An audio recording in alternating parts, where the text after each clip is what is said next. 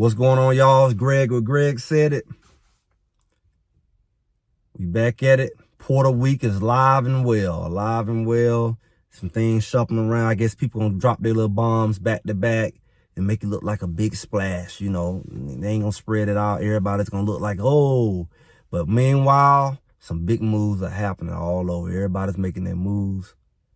And like I say, y'all better make sure y'all following me right here. This is a big week. This is a big week, especially with the Prime documentary come out. Make sure y'all like, share, and subscribe because we know that's coming up this week. People complaining about these bowl games. Florida State got sniped. That's the running joke. You know, Florida State undefeated. So, you're not good enough. Your quarterback not playing. You see how people really run? How did this thing really go? Who really run the show? We send a lot about these sports. But that's a whole nother conversation. Don't get yourself too emotionally involved. It's entertainment, but it's becoming a lot of other things, right? It's not a fair thing. It's not fairness. But we do see this thing coming together with this playoff, and Alabama snuck in. Georgia complaining about it. They messed around and lost. And we see with Washington State up in there, they can go and take on, I believe, they can go and whoop on maybe Texas. People kind of looking over Washington saying, hey, Texas is going to be back in there, get another matchup against Alabama, Michigan scared. It's just interesting. I don't know what poor Florida State thought they were going to do. They might have to face Georgia. Darn. They're going to put their money where their mouth is. We should have made it. Georgia beat you to sleep. Beat you like Georgia Tech. It is like, oh, you're right. But the backup quarterback, y'all going to beat Georgia? Georgia going to take it out on y'all. But a lot of guys ain't going to play in some bowl games because they leaving. Not just for the NFL. But y'all, these people leaving to go to other schools. Starters. I think we got about 6, 7 starting quarterbacks. We got the Oklahoma, Ohio State, Wazoo, UCLA, Oregon State.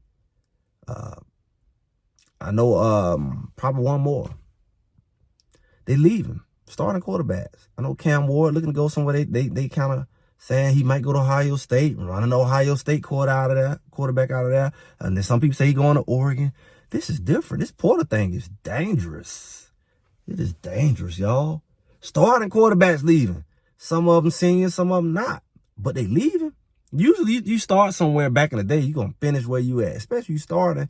Now, some of these people got situations, right? You got coaches leaving. You got programs going to other conferences. You also got some programs like maybe Wazoo, a couple of them, you know, in the Pac-12 situation, don't know where they're going.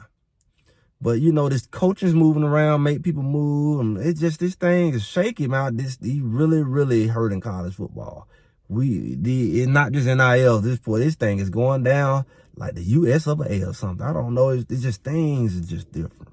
Stability, consistency is different. And it's just showing itself across. And these changes, people not thinking through, or maybe they are.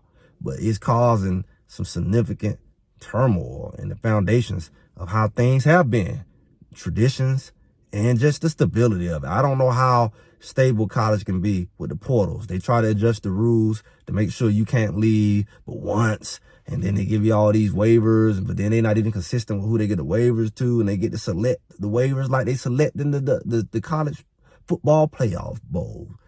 It's like there's no consistency. You can't do things like that. It looks like favoritism. It looks like hate. It looks like a lot of things. But one person is not concerned. Is one team not concerned about their quarterback, their top quarterback. And that's them Colorado Buffaloes. Yeah, I said it. Colorado is one team that ain't got to worry about this year what they quarterback. And that may be an advantage. Because what it's looking like, Shedeur is, you know, what we expected. You know, when he came over, you know, they mentioned him being a Heisman candidate before coming from Jackson State. And then, you know, they mentioned some of the things about once he won. They mentioned once he got over there, that, oh, well, he's definitely a forerunner next year based off who all's a front runner, based off who all's going to be leaving. Because the guys who left not really on his level, right? The other guys is going to the NFL. Ward is decent. They train together. But he hasn't been that top-tier guy. Maybe next year he get in talks closer. But Colorado got their quarterback. They may not got a lot of things, but they got their quarterback. Maybe they do. Because what we're seeing is a lot of their guys are coming back. And once we really see how this little weird eligibility thing works, some of them guys leave, but a lot of them defensive guys coming back. And they're going to be real young the next year, but a lot of the guys from defense, and especially secondary, coming back. The D-line, some of them coming back. They're going to be rebuilding their O-line. They starting to get commitments. I see Ward from JSU. He was one of the guys that might have wanted to come this year but couldn't. And, you know, we hear a lot of linemen ready to come. And that's what they really wanted more than anything. It's almost as if Jackson State not Jackson State, you get me.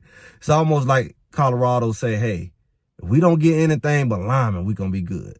What y'all think? Do y'all agree? Is it just linemen they need? Because that was the obvious deficit. So it really stands out. But maybe they need more. Coaching change is going to happen. OC going to change by default. O-lineman coach going to change. Defense end going to, I see Warren coming in. Defense line going to probably have a whole different type of situation. I don't know about secondary. I don't know about special teams. But a lot of the areas of deficit are open to be worked on. New tight end coach coming in. New tight ends may be coming. This portal thing is going to really, really be significant. And it's not about those decommits from the high school level that we were worried about. That portal really is going to make a difference for Colorado because that's what they need right now anyway. The developmental part, they ain't got time for. They got to win right now. They got a lot of key players coming right now. Now, they do need to build for 2025 and 2026. But I don't even know that's their focus, honestly, because they got to win right now. And they got a Heisman quarterback right now. They got Travis Hunter right now. And this is like some of the best players they going to get all at one time right now. Shiloh going to be gone. A lot of the guys going to be gone the next year. So they definitely need to be getting some freshmen in, or they just going to keep living off that portal. But this is the year of the right now. And right now they need linemen. And they need some D linemen. Will that make a difference on this team significant enough? That's the question. Haters, fans, super fans, all alike. Will that make a difference, do you think? I know someone say the coaches, I can agree to some extent. But they got room and chance to do that. They got a chance to bring some different coaches. They got a chance to gel as coaches. But will it make a difference, these linemen? That would be exciting to know if it does. They say the quarterback good. Say the receiver's good. Can bring a couple more receivers. There's a running back that's decent. The running back's going to develop and grow and get stronger. All of them coming back except one. And let some portal stuff happen. Now, little Mikey, the tight end, good from him. I guess he got a tight end scholarship waiting for him because he wasn't on scholarship. He hit the portal just recently. Good for him. He's probably going to San Diego State or something, but he's going to get him a scholarship. He showed he can play. He earned him a scholarship more than likely. You know, for a walk-on to go in the portal, that's bold. Good for him. They probably got some big boy tight ends. They've been talking about some big boys, some 6'8", 6'5", 6'7", NFL tight ends coming in. They block and run and stuff like that. They going for the big boys this year. Colorado got a lot of problems, but a quarterback ain't one, y'all. That's what I came to say. You see it's getting dark and dark. Colorado got their QB1. They ain't got to worry about that. A lot of schools, they going to have to worry about that because them quarterbacks moving around. Especially who's supposed to be top quarterbacks. Our top quarterbacks here to stay. So what is that worth for y'all? Y'all make sure y'all comment on that. Like, share, subscribe, leave a comment. This is Greg Said It, and I'll talk to y'all soon.